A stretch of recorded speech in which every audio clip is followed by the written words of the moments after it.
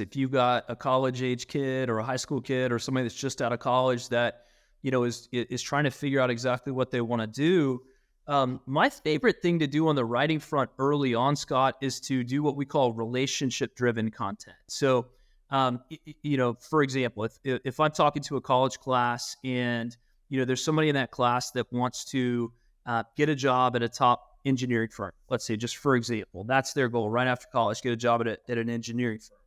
Well, what's the process that 99 out of 100 students are going to take? They're going to print up a resume. They're going to push that resume out. And, most of the places that they're pushing that resume to can't delete it quickly enough because they're just overloaded with that. What I always encourage college kids to think about, and people listening to this also to think about, is flip it. And instead of thinking like a marketer and trying to sell somebody something or sell yourself, flip it. And instead, what if you identified in the city that you wanted to live in the top 20 engineering firms? Again, if that's the example.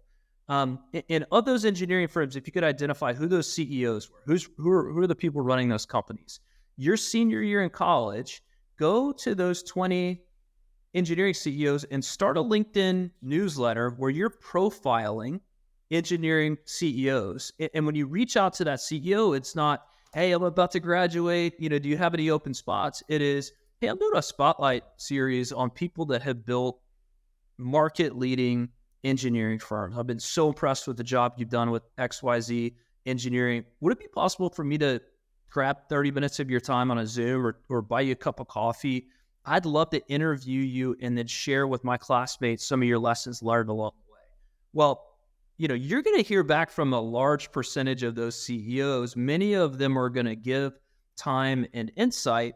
And what I found, Scott, is that those people then want to turn around and many of them reciprocate or look for opportunities to open doors for you. At the worst, you're going to learn a ton. And so I always encourage, similar to what, many people think about with their podcast, is sort of building bridges, building relationships with people. But early on in their career is something I did before I started my first business. I thought among my parents' friends, who were the 5 most successful entrepreneurs, and I bought each one of them lunch. And I just sat down and said, I have no idea what I'm doing. Please, share with me everything I need to know. And gosh, you get so much great insight from people. But a lot of them opened doors for me early in my career. It's a shortcut. It's such a shortcut. And it can be lonely for those leaders. And so when someone's actually interested in their life, in their career, they're so excited to talk about it. And they're so excited to share. Very seldom are they going to say no. Most good. And you know what? The ones that do say no, you probably don't want to work for. Correct. It's the ones that say yes, that you're like, that's a good guy. He's willing to give back. He's willing to learn. She's willing to learn. She's willing to give back.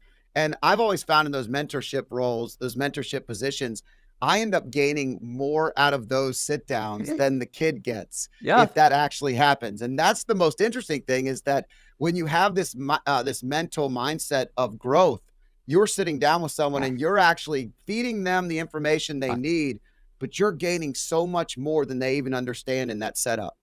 For sure.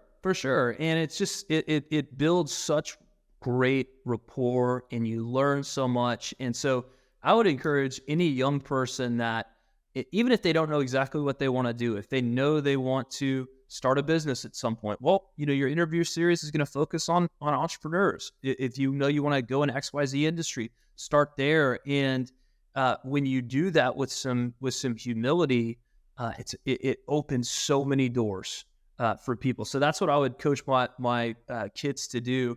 Down the road, if they said, "Hey, Dad, I want to write a book. How do I do it?" I'd probably pair them up with somebody at Advantage Sports Books with a ghostwriter, or I'd help them get into kind of the process of write a little bit every day. Don't overthink. Just get words on a page and edit from there. I bet the power of journaling, something as simple as just kind of writing down your gratitude every day or thoughts from the end of the day. It's interesting to me how powerful just writing down your thoughts along the journey can be.